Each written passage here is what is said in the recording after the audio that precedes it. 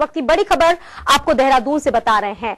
तो लगातार विपक्ष अपनी तमाम मांगों को लेकर सरकार से मिलने की मांग कर रहा है और विधानसभा में कुछ ही देर बाद बजट पेश होगा। वित्त मंत्री इंदिरा हृदयेश वहां पर बजट पेश करेंगी। बतौर वित्त मंत्री चौथी बार ये बजट पेश करेंगी। 2015-2016 का बजट पेश किया जाएगा और जो जनता है उत्तराखंड की उसको तमाम उम्मीदें हैं, लेकिन चुनौतियों से भरा बजट हो सकता है। इसकी तमाम संभावनाएं जताई जा रही है और कुछ ही देर में आपको बता दें कि विधानसभा में बजट पेश हो जाएगा। वित्त मंत्री इंदिरा हृदयेश बजट पेश करेंगी। तो बड़ी खबर इस वक्त की आपको बता रहे हैं।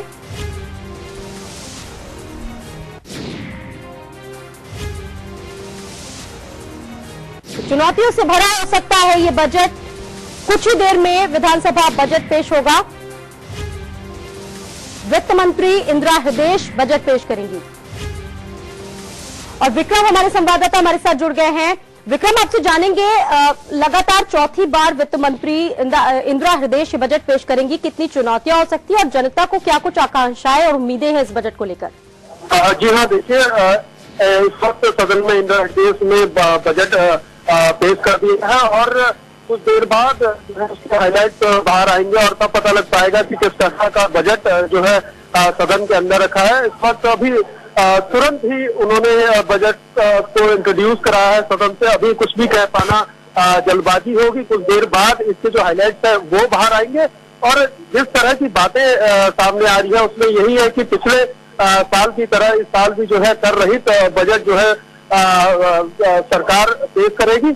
और इसके साथ ही क्योंकि जिस तरह से बजट केंद्र सरकार का आया था उस वक्त उत्तराखंड की कांग्रेस सरकार ने काफी आलोचना करी थी, तो इस बार का जो बजट है वो काफी अहम देखा जा रहा है कि जिस तरह से मुख्यमंत्री ने जनता से आम राय लेकर के बजट तैयार किया है तो क्या कुछ नया रहने वाला है, ये एक बड़ा अहम सवाल है। और कुछ ही देर बाद पूरी स्थिति जो है वो साफ हो जाएगी। बिल्कुल बिल्कुल विक्रम, कुछ ही देर बाद स्थिति जरूर साफ हो जाएगी।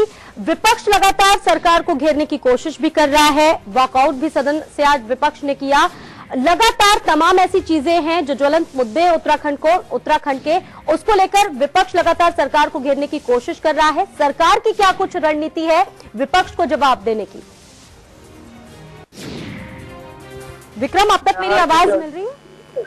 हाँ, जी हाँ, देखिए, जिस तरह से सदन, हेलो, जी विक्रम, आपको सुन पा रहे हैं? हाँ जी बताइए। जी हाँ, देखिए, जिस तरह से अभी हाल ही में रामनगर के जिला पंचायत सदस्य की जो घटना हुई है उसको लेकर के आज सदन में काफी गहमी रही है। विपक्ष ने सीधे तौर पर सरकार को घेरा है और मुख्यमंत्री ने खुद जो सलाहकार है उनका नाम लेकर के कहा है कि अगर किसी भी तरह से विपक्ष के पास कोई ऐसी चीज हो जिससे प्रूफ हो जाए कि सरकार जो है मामले में हस्तक्षेप कर रही है या उसको दिशाहीन करना चाह रही है तो जिस भी प्रकार से चाहे विपक्ष उसमें जांच करा सकता है। तो कहीं ना कहीं जिस तरह के ज्वलंत मुद्दे हैं वो सदन के अंदर लगातार उठ रहे हैं, विपक्ष लगातार उनको उठाने का प्रयास कर रही है और ये एक अच्छी बात है कि नेता सदन खुद स्वयं उस बात का उत्तर दे रहे हैं। तो ये एक अच्छा तालमेल देखने को मिल रहा है और जब चर्चा होती है तो उसका जो परिणाम होता है वो अच्छा निकल करके सामने आता है। विक्रम, अगर हम पिछले बजट की बात करें तो बहुत ज्यादा अच्छा बजट नहीं रहा था। अब की बार बजट है, तमाम चुनौतियां होंगी, सरकार के पास वक्त बेहद कम है। सरकार किन चीजों में नया करने का प्रयास कर रही है?